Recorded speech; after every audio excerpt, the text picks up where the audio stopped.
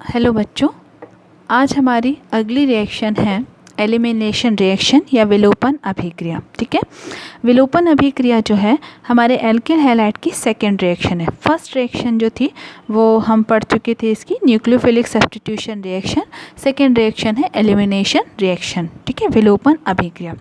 When a halo alkane is heated with a concentrated alcoholic solution of KOH, there is an elimination of hydrogen atom from beta carbon and halogen atom from alpha carbon. इसका मतलब ये हुआ कि जब हम halo alkane को सांद्र alcoholic KOH विलयन के साथ गर्म करते हैं तो गर्म करने पर बीटा कार्बन से हाइड्रोजन एटम और अल्फा कार्बन से हेलोजन एटम जो है वो एलिमिनेट हो जाते हैं, निकल जाते हैं।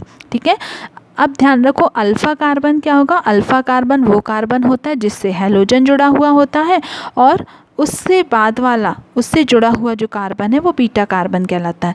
मतलब वह कार्बन जिससे हेलोजन या कोई भी क्रियात्मक समूह या फंक्शनल ग्रुप जुड़ा है वो अल्फ़ा कार्बन होगा और सेकेंड नंबर का कार्बन बीटा कार्बन होता है।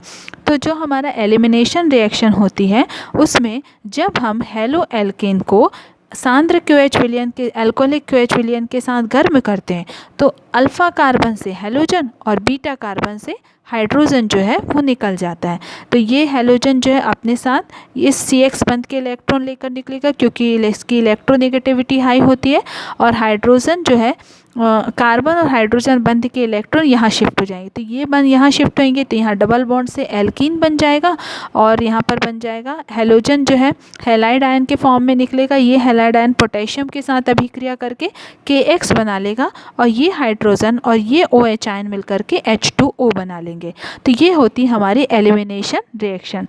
और क्योंकि यहाँ पर एलिमिनेशन में बीटा हाइड्रोजन एटम जो है वो इन्वॉल्व होता है इसलिए इसको हम बोलते हैं बीटा एलिमिनेशन रिएक्शन या बीटा विलोपन अभिक्रिया। अब इसके बाद इसी विलोपन अभिक्रिया से संबंधी के एक रूल है जिसे सेट्सेफ रूल या फिर सेट्सेफ का नियम कहते हैं। ठीक है, when more than 1 beta hydrogen are present. ये जो हमारा रिएक्टेंट था इसमें एक ही प्रकार के बीटा हाइड्रोजन प्रेजेंट है।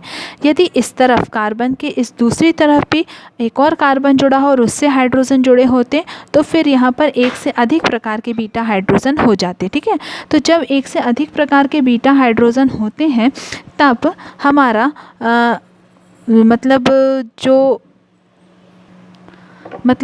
जब हमारे एक से अधिक प्रकार के बीटा हाइड्रोजन उपस्थित होते हैं तो वो एल्कीन फॉर्म होता है जो कि हाईली सब्स्टिट्यूटेड होता है। ठीक है ना, मतलब जिससे डबल बॉन्ड से ज़्यादा एल्किल ग्रुप जुड़े होते हैं उस प्रकार का हमको यहाँ पर एल्कीन मिलता है। मतलब ये हमारा सेट्सेफ का नियम है। ये देखिए हमारा एग्जाम्पल है, ये 2-ब्रोमोपेंटेन है। इसमें 2 प्रकार के बीटा हाइड्रोजन है। ये है जिससे हेलोजन जुड़ा हुआ Br जुड़ा हुआ है वो हमारा अल्फ़ा कार्बन होगा और इस अल्फ़ा कार्बन से इस तरफ भी एक बीटा कार्बन है और इस तरफ भी एक बीटा कार्बन है।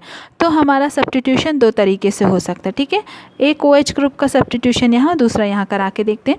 मान लीजिए ये वाला हमारा बीटा हाइड्रोजन एलिमिनेट होता है। ठीक है, तो इससे हमको पेंटेन 1 मिलता है और यदि ये वाला बीटा हाइड्रोजन एलिमिनेट होता है तो हमको पेंट 2 मिलता है। लेकिन सेट्सेफ का नियम ये कहता है कि वो एल्कीन फॉर्म होगी जिससे ज़्यादा डबल बॉन्ड से ज़्यादा सब्स्टिट्यूएंट यानी प्रतिस्थापी जुड़े होते हैं।